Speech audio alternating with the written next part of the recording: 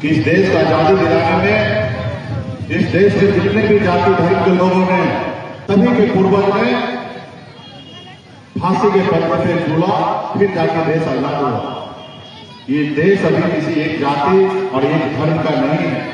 इस देश में जितने भी नागरिक हैं सभी का उतना ही अधिकार है, चाहे वो रतन टाटा हो, अंबानी हो, अडानी हो, या देश के प्रधानमंत्री हो, या एक गरीब मजदूर का बेटा किसान क्यों न हो, सबका भी उतना ही अधिकार है। लेकिन अभी कुछ लोग हैं बच्चों से दिखाते हैं कि ये मेरा है, ये तुम्हारा है, तुम यहाँ पर नहीं हो, वहां के हो। अब बताइए, अब ऐसे लग रहा है कि वो सिकंदर बनना है, हजारों साल उनको जिंदा रहना है। अरे भैया, इतिहास गवाह है। अब जो है WHO की रिपोर्ट है 60-70 साल, मैक्सिमम 80 साल तक आप जिएंगे। इतने समय में 20 साल तो आपको लगता है, बचपन से लेकर कुछ बनाने के लिए 20 साल लग जाता है। अंतिम के 15-20 साल आप वो काम नहीं कर सकते जो आज जवानी में आप कर सकते हैं। बचा 30-40-50 साल। इतने समय में लोगों को गले लगाइए, लोग जरूरतमंद को मदद कीजिए, लोगों के साथ भाईचारा बना के चलिए। हमारे आने वाला जनरेशन कितना अच्छा आगे बढ़े उनके लिए प्लानिंग कीजिए। लेकिन आज क्या करते हैं कि हमारा आने वाला जनरेशन गुलाम बने, उसके लिए काम करते हैं।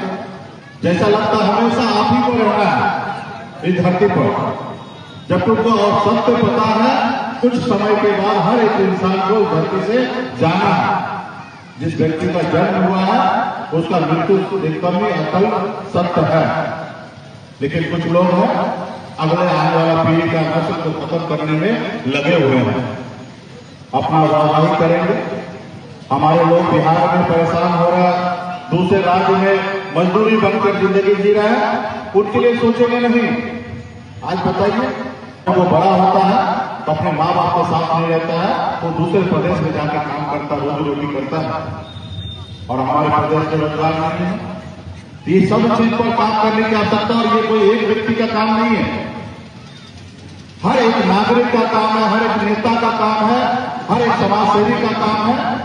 हर लोग जब मिलेंगे, अच्छे विचार होंगे तो निश्चित तौर पर ये होंगे। लेकिन अभी वोट चला है कुर्सी पर बैठने का, 75 साल हो गए, उसके बाद भी उनको बने रहना है।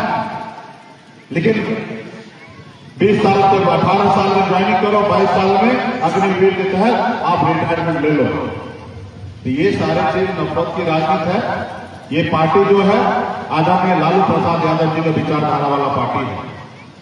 हम वो विचारधारा है कि हर व्यक्ति को सम्मान मिले। यहां पर हम राजा बनने के लिए नहीं आए हैं, हमें लोगों के लिए काम करना है।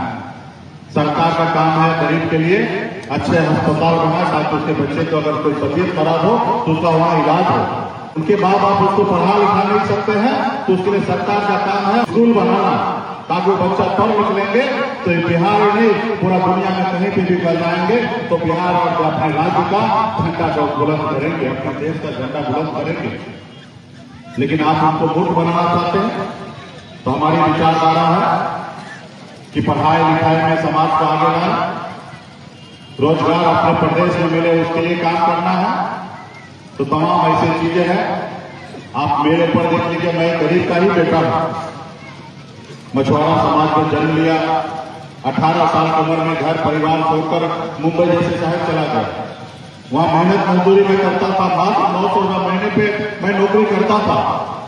लेकिन संघर्ष के बदौलत मुंबई जैसे शहर में हमने कामयाबी का झंडा गाड़ा, और उसके बाद मैंने बम्बई का ऐसा जिंदगी को छोड़कर पिछले 10 सालों से बिहार में अपने समाज के लिए, बिहार के लिए हम आज लड़ाई लड़ रहे हैं, संघर्ष कर रहे हैं।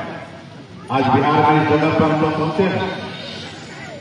लेकिन जो लोग बड़े हैं, आगे हैं, वो हमेशा हमें खत्म करने के लिए सोच रखते हैं।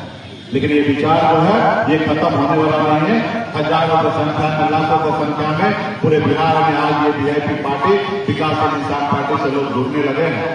ये विचारधारा हर गांव तक पहुंचने लगा है, और निश्चित तौर पे जब आप हमारे साथ जुड़ेंगे, कल का जो बिहार होगा निश्चित तौर पे आज से अच्छा होगा। और जब हम लोग नहीं रहेंगे तो आपको हमको ऐसा बिहार बना के जाना है कि आने वाला पीढ़ी जो है हमसे भी बेहतर बिहार बनाए, ऐसे हमारे सोच रखना है। तो इसलिए हम लोग तमाम सभी जाति को लोगों को हम लोग जोड़ रहे हैं। हम लोग पिछड़ा समाज से आते हैं। हमारा सोच है हर समाज को, हर वर्ग को लोगों को सम्मान मिले। तो ये सारी हमारी चीजें हैं।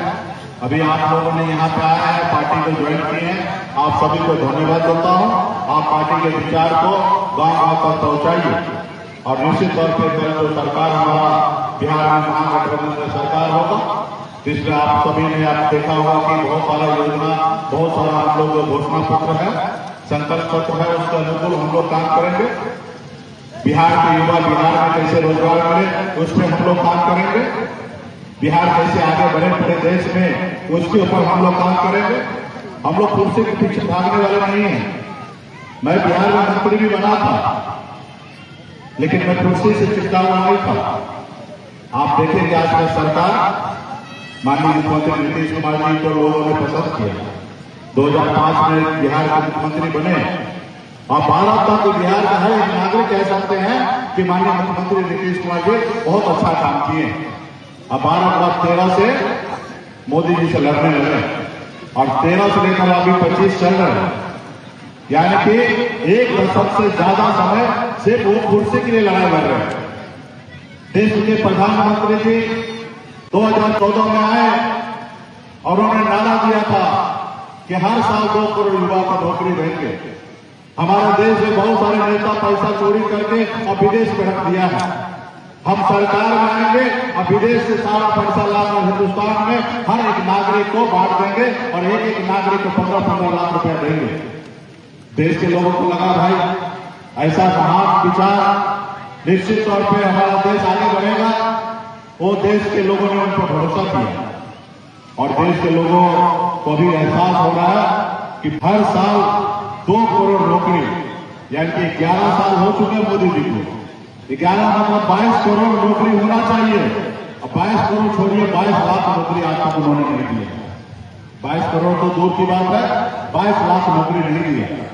विदेश से काला धन क्या लाएंगे? ऑलरेडी हिंदुस्तान के कितने लोग उद्योगपति आज हिंदुस्तान छोड़कर विदेश चले गए हैं। कई लाख लोग हिंदुस्तान से दूसरे देश के नागरिक बन गए हैं। तो ये सारी चीजें की हैं और ऐसा सरकार आएगा तो हमारा देश बहुत पीछे चला जाएगा। तो अभी आने वाला समय में भी मोदी जी से तो हम तो कुछ कर नहीं सकते हैं। मैं ऊपर वाला से प्रार्थना करूंगा कि मोदी जी भले 11 साल जैसे निकाले, अभी 4 साल मोदी जी के पास बचे हैं और 4 साल में कुछ उनमें ऐसा हो कि वो देश के लिए कुछ अच्छा करे। और हम लोग अभी आने वाला पीढ़ी है, हम लोगों को पता है कि देश का क्या जरूरी है। लोग कहते हैं अपने दिल से जानिए पराया दिल का हाल। हम एक खुद गरीब का बेटा है।